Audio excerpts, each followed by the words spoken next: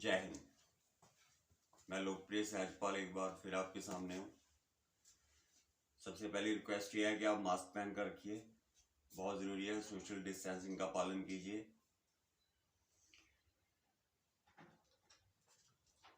हमने कल बात की थी कि प्रधानमंत्री नरेंद्र मोदी पंजाब में आए थे, तो उसका पूरा जो विस्तार है वो आज पता चलता है कि जो लोग वहां पहुंचना चाहते थे उनको किसानों ने रास्तों में रोककर, मैं तो किसान नहीं कहूँगा उनको, जो किसानों के भेष में थे, उन्होंने गालियां निकाली हैं, डराया है, उनको बेइज्जत किया है। तो ये कोई अचीवमेंट नहीं है,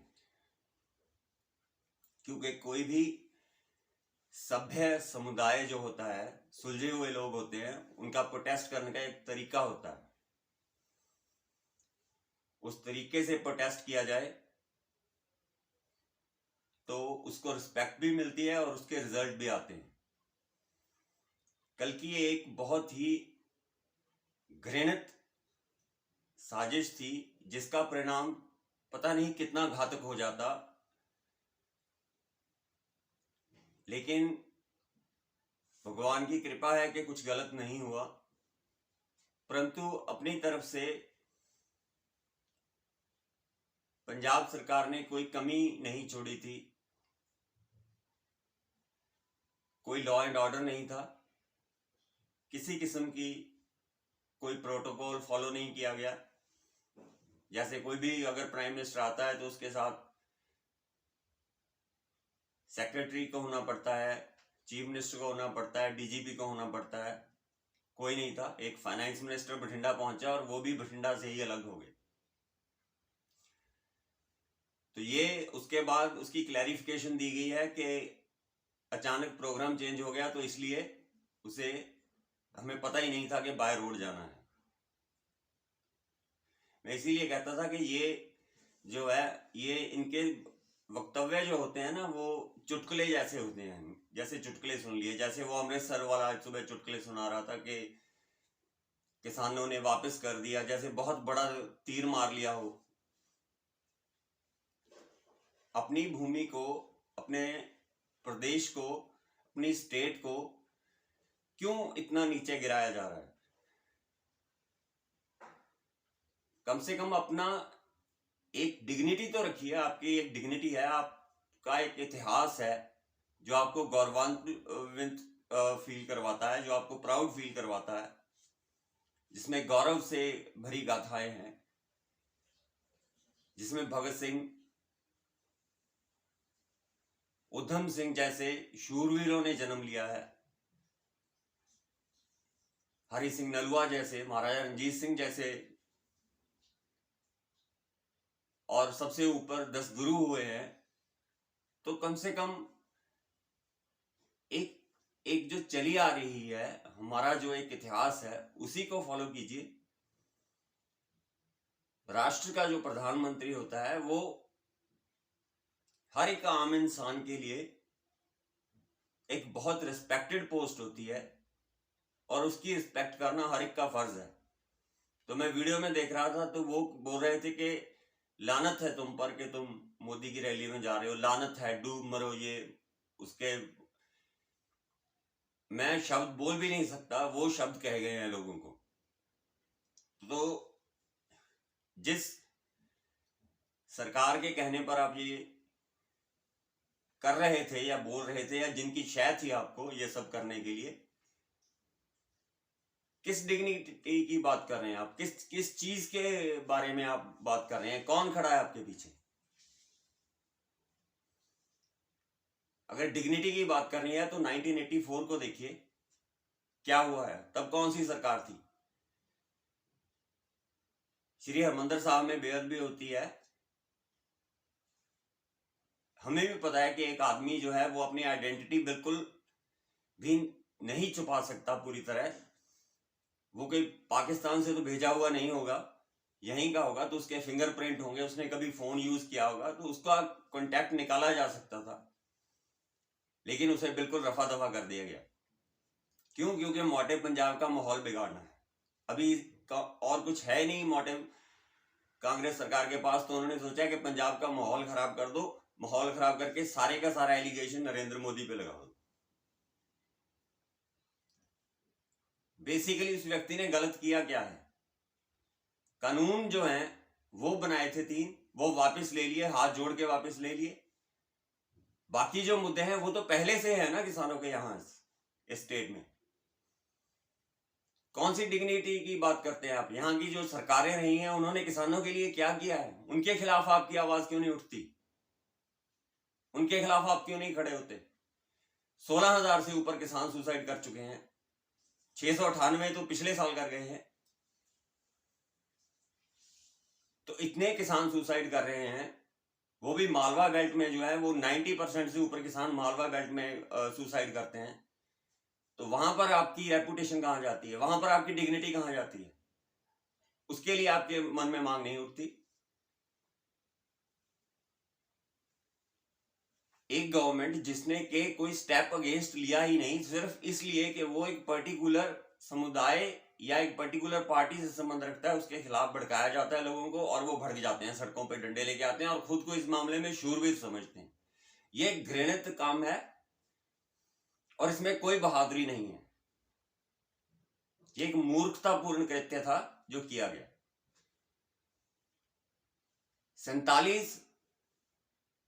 45 हजार करोड़ की योजनाएं पंजाब को मिलनी थी, उससे डेवलपमेंट होती, उससे कुछ बेहतर होता। पीजीआई यहां पर फिरोजपुर में आता, कितने लोगों की जान बचती, कितने लोग। ये कोई दूरदर्शी सोच अगर किसी के पास हो तब तो कोई स्टेप ले ना। या तो वो व्यक्ति वहां पर बीजेपी के दफ्तर का उद्घाटन करने आ रहे हो, तब तो विरोध समझ में भी आ जाता है कि हम बीजेपी के दफ्तर का उद्घाटन नहीं करने देंगे। पंजाब स्टेट को कुछ देने के लिए देश का प्राइम मिनिस्टर आता है और उसके विरोध के लिए आप डंडे उठाकर सड़कों पर उतर जाते हैं और लोगों को रैली में नहीं जाने देते, और आपको ये लगता है कि आपने एवरेस्ट फतेह कर लिया। ये एवरेस्ट नहीं फतेह किया हुआ। ये वो लोग हैं। उसके बाद जो किसान नेता हैं वो आकर कहते हैं कि मैं आप लोगों को कॉन्ग्रेचुलेट करता हूं कि आप लोगों ने कल ये इतना महान काम किया है। तो ये सोच के शर्म आती है और ये सोच के दुख होता है कि फ्यूचर क्या होगा ऐसे लोगों का जिनके दिमाग काम ही नहीं करते, जिनके दिमाग में कोई प्लानिंग, कोई दूरदर्शिता कुछ है ही नहीं कि हम एक देश से संबंध रखते हैं, उस देश की एक स्टेट है, हम बॉर्डर स्टेट से हैं। यहां पर हमारे सबसे इंपॉर्टेंट चीज है कि पंजाब ने तो इतना कुछ देखा है यहाँ के लोगों ने, तो उन्हें तो समझाने की जरूरत नहीं है कि रक्षा क्या होती है, सुरक्षा क्या होती है। उस सभी चीजों को दांव पर लगाकर अपने ही देश के प्रधानमंत्री को नीचा दिखाकर अगर आपको बड़ा महसूस हो रहा है तो मुझे वाकई ही यह कहने में बहुत शर्म आती है कि मैं भी इसी स्टेट से बिलोंग करता हूं।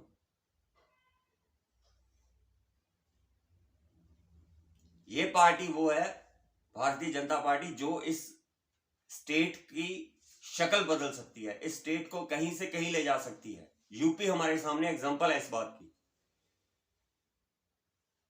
लेकिन शोषण करवाने की आदत पड़ी हुई है। और बेसिकली यहाँ की जो लोग गए हैं उनमें है क्या? यहाँ के लोगों में बेसिकली है क्या? फाइनेंशियली है जो, वो तो खत्म हो चुके हैं, सर पे कर्जा है, लिमिट्स हैं जो बैंक से उठाई हुई हैं। उसके बाद भी बस एक अहंकार है, मैं ये हूं, मैं वो हूं। अहंकार करने के लिए कुछ होना जरूरी है।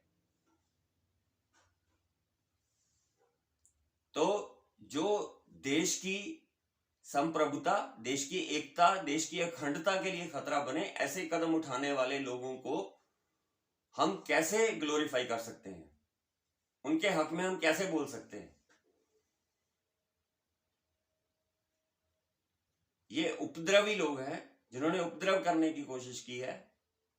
एक डेमोक्रेटिक, एक लोकतंत्र प्रणाली को ठेस पहुंचाई गई है।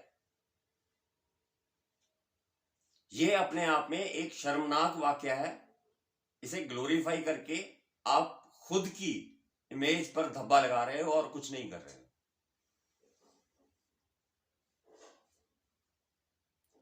और ये जिन लोगों के पीछे चलकर आप, जिन लोगों के साथ खड़े होकर आपको लगता है कि आप सेफ हो, आप सेफ नहीं हो, क्योंकि आपने पिछले 4.5 साल का कैरियर भी देखा है और उससे पहले का कैरियर भी देखा है इनका, कि इनका पॉलिटिकल ग्राफ कहाँ है। ये मैंने पहले भी वीडियोस में बताया है कि ये जो पॉलिटिशियंस है कहां से कहां पहुंच गए। और एक व्यक्ति आपके सामने है जो इस वक्त खड़ा है, जिसके साथ अभद्र व्यवहार किया है, वो व्यक्ति कहां से निकला है और इस देश के लिए वो क्या क्या स्टेप्स ले रहा है और इस देश की बेहतरी के लिए क्या कर रहा है और इसका दुनिया में इस देश को कहां लाके खड़ा कर दिया है। कोरोना जैसी महामारी में एक बार सोच कर देखिए कि यहां पर अगर कांग्रेस की सरकार होती तो उस हालत में इस देश का बनता क्या। आज हमारी कितनी ज्यादा पॉपुलेशन वैक्सीनेटेड है, हम सेफ हैं और वो हमें फ्री ऑफ कॉस्ट लगी है, जबकि बहुत सारे देशों में इसकी 2 से 3 हजार रुपए तक चार्जेस किए जा रहे हैं। उसके बावजूद लेकिन हमें हमेशा पॉजिटिव साइड तो देखनी आती ही नहीं, नेगेटिव ही देखनी आती है। तो उसके लिए चाहे कोई हमें कितना भी सही रास्ते पर लेकर जा रहा हो, हम डिसीजन लेंगे उसका पहरावा देखकर, उसकी जात देखकर, उसका धर्म देखकर। और यही चीजें जो हैं ये एक देश को खराब करने के लिए बहुत होती हैं। तो बेसिकली जो हिंदू लोग हैं, जो इनमें ना तो किसी को टॉर्चर करने की आदत है, ना ये किसी को परेशान करते हैं। ये वो लोग हैं जो एक सभ्य समाज के साथ सभ्य तरीके से रहना जानते हैं। लेकिन इस बात को कभी दूसरे लोग नहीं समझेंगे, क्योंकि जिनका बात बात पे धर्म खतरे में पड़ जाता है, बात बात पे जिनकी जाति खतरे में पड़ जाती है, वो लोग ये नहीं समझेंगे। खतरे में पड़ने जैसा कुछ भी नहीं है यहां पर। एग्जाम्पल्स आपके सामने हैं। वो जो हैदराबाद से बोलता है उसका अपना क्या वजूद क्या है, उसका 2 सीट्स हैं उसकी लोकसभा में। और दूसरी तरफ आप बिहार में नीतीश कुमार के लिए 14 सीटें हैं। तो नीतीश को आप कितना टीवी पे देखते हैं और उस हैदराबाद वाले ओवैसी को कितना देखते हैं? तो वो क्यों हाईलाइट होता है? हमारा मीडिया भी ऐसे लोगों को हाईलाइट करता है, क्यों करना चाहिए? ऐसे लोगों को हाईलाइट करने का मतलब क्या है कि आप देश में एक दूसरे के प्रति नफरत फैलाना चाहते हो। वो बात ही नफरत की करते हैं। जैसे शाहीन बाग हुआ था, कह रहा था अब भी शाहीन बाग बना दूंगा, जबकि एक भी इंटेलिजेंट और एक भी समझदार आदमी अगर एक बार एनसीआर, एनआरसी जो और सीएए है उसको ध्यान से पढ़ ले तो उसे पता चल जाएगा कि उसमें ऐसा कुछ भी नहीं है। उसमें ये बात है कि जो साथ में हमारे नेबरिंग कंट्रीज है वहां पर जो बौद्ध, जैन, सिख और हिंदू लोग हैं वो यहां पर आए। 2014 से पहले जो आए हुए हैं उनको सिटीजनशिप दी जाएगी, मुस्लिम नहीं। क्यों मुस्लिम इसलिए नहीं है कि मुस्लिम से कोई हेट है, मुस्लिम इसलिए क्योंकि मुस्लिम तो इस्लामिक तो कंट्री है जो जिनकी हम बात कर रहे हैं।